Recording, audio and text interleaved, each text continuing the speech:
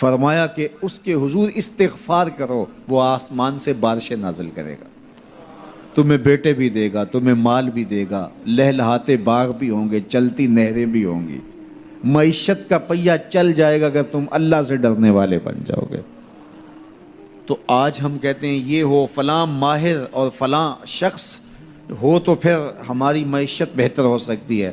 اللہ نے کہا استغفار کرنا سیکھ لو، میں تمہارے لیے رحمتوں کے دروازے کھول دوں گا، رحمتوں کے در کشادہ کر دوں گا، پیچیدگیاں ختم ہو جائیں گی، مشکلیں آسان ہونے لگیں گی اگر تم اللہ سے ڈرنا سیکھ جو، اس کے حضور استغفار کرنا سیکھ جو۔ اور اگر تم ایسا نہیں کرو گے تو تمہارے اوپر نیچے سے عذاب نازل ہوگا۔ وَهُوَ الْقَادِرُ، وہ اس بات پہ قادر ہے، ان یبعث علیکم عذاباً، کہ وہ تمہارے اوپر عذاب نازل کرے، تمہارے اوپر سے، تمہارے نیچے سے۔ اللہ اکبر۔ اوپر کا عذاب کیا ہے کہ آسمان سے پتھر برسیں، نیچے کا عذاب کیا ہے زلزلے آئیں، یا پھر زمین فصل دینا چھوڑ جائے، زمین بنجر ہو جائے، یہ نیچے کا عذاب ہے۔ حضرت عبداللہ ابن عباس رضی اللہ تعالیٰ عنہ فرماتے ہیں اوپر کا عذاب یہ ہے تمہارے حکمران نااہل ہوں، اور نیچے کا عذاب یہ ہے تمہاری اولادیں نافرمان ہو جائیں۔ یہ اوپر اور نیچے کا عذاب ہے جس میں تمہیں مبتلا کر دیا جاتا ہے۔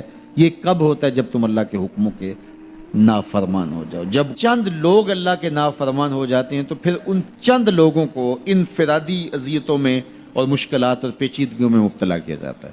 لیکن جب کوئی قوم من حیث المجموع اللہ کے حکموں کو توڑتی ہے اور اس کے حکام سے روح گردانی کرتی ہے تو پھر پوری قوم کو مشقتوں میں، اذیتوں میں، تکلیفوں میں مبتلا کر دیا جاتا ہے۔ اس کا علاج کیا بتایا؟ استغفار۔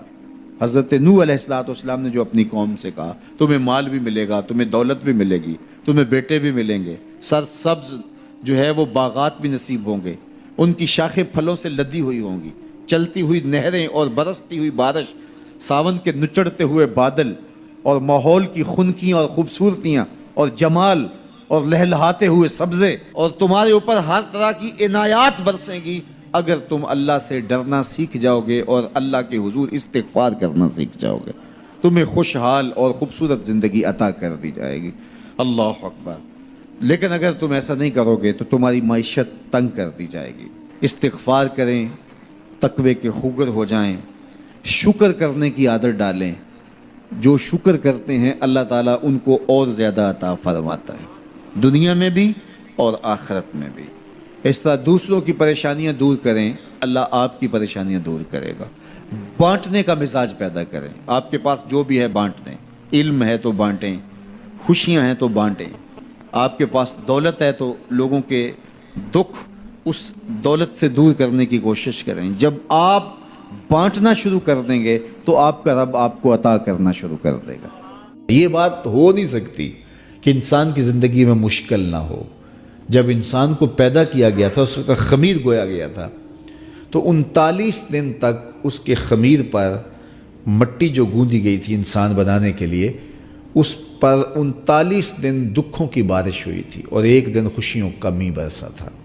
تو انسان کی زندگی میں خوشیاں اور غم اس تناسب سے ہیں۔ لَقَدْ خَلَقْنَا الْإِنسَانَ فِي قَبْضٍ، انسان کی زندگی مشقتوں کا مجموعہ ہے، حالات کی تلخیوں کے سے مقابلہ کرنا پڑتا ہے۔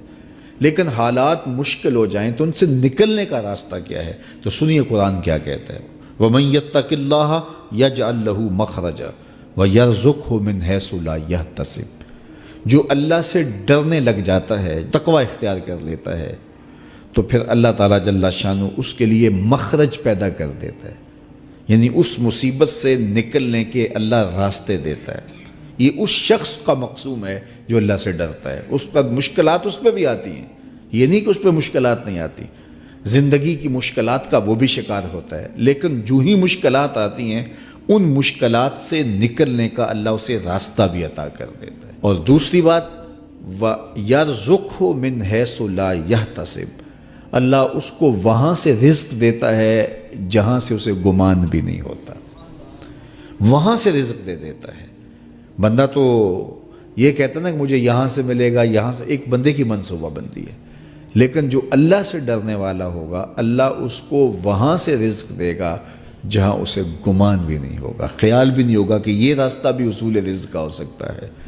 تو یہ میرے رب کا وعدہ ہے اور میرے رب کے وعدے سچے ہیں۔ تو جب تم اللہ سے ڈرنے لگو گے تو یہ تخت و تاج، یہ دنیا کی عزتیں، یہ تمہارے قدموں میں ہوں گی۔ اس سے ڈرنے کا نتیجہ ہے جو تمہارا رب تمہیں عطا فرمائے گا۔ حضرت عمر رضی اللہ تعالیٰ عنہ کی خدمت میں ایک شخص آیا، اس نے کہا میرے ہاں اولاد نہیں ہے، تو آپ نے کہا استغفار پڑھا کرو۔ ایک دوسرا شخص آیا کہ صاحب بارشیں نہیں ہوتی، فرمایا استغفار پڑھا کرو۔ تیسرا شخص حاضر خدمت ہوا اور کہا کہ ہمارے ہاں قحط کا عالم ہے، فرمایا کہ استغفار پڑھا کرو۔ تو کوئی پاس بیٹھا تھا، اس کے اٹھ کے جانے کے بعد کہا کہ مختلف لوگ مختلف سوال لے کر آئے اور آپ نے ایک ہی جواب دیا کہ استغفار پڑھا کرو۔ تو کہا میں نے اپنے طرف سے تھوڑا دیا، یہ تو میرے رب کا فرمان ہے۔ کہا وہ کیسے؟ کہا سورہ نوح پڑھو، فَقُلْتُ اسْتَغْفِرُوا رَبَّكُمْ۔ حضرت نوح علیہ السلام نے اپنی قوم سے کہا کہ اپنے رب کے حضور استغفار کیا کرو، اِنَّهُ كَانَ غَفَّارًا۔ اس کا نتیجہ کیا ہے؟ جب تم استغفار کرو گے تو وہ تمہارے گناہ بخش دے گا۔ ایک تو فائدہ اس کا یہ ہوگا، وَيُرْسِلِ السَّمَاءَ عَلَيْكُمْ مِدْرَارًا، آسمان سے موسلادھار بارشیں بھی برسیں گی۔ وَيُمْدِدْكُمْ بِأَمْوَالٍ وَبَنِينَ، اور اللہ تمہیں استغفار کی برکت سے مالا مال بھی کر دے گا۔ وَبَنِينَ، اور تمہیں بیٹے بھی عطا کرے گا۔ وَيَجْعَلْ لَكُمْ جَنَّاتٍ وَيَجْعَلْ لَكُمْ أَنْهَارًا، تمہیں باغ بھی عطا کرے گا اور تمہیں چلتی ہوئی نہریں بھی عطا فرمائے گا۔ آج میں سمجھتا ہوں کہ پاکستانی قوم کو اجتماعی استغفار کی ضرورت ہے۔ آپ کے دریاؤں کا پانی سوکھ گیا، استغفار کریں گے اللہ تعالیٰ ان کو پانیوں سے مالا مال کر دے گا، بارشیں ہوں گی، قحط سالیاں دور ہوں گی، بے اولادوں کو استغفار سے اولاد نصیب ہوگی، اور معیشت کی بہتری جو ہے وہ استغفار کے ذریعے سے ہوتی ہے۔ تو یہ 5 چیزیں بیان فرمائیں، تو استغفار سے خوشحال زندگی کا تصور ابھرتا ہے۔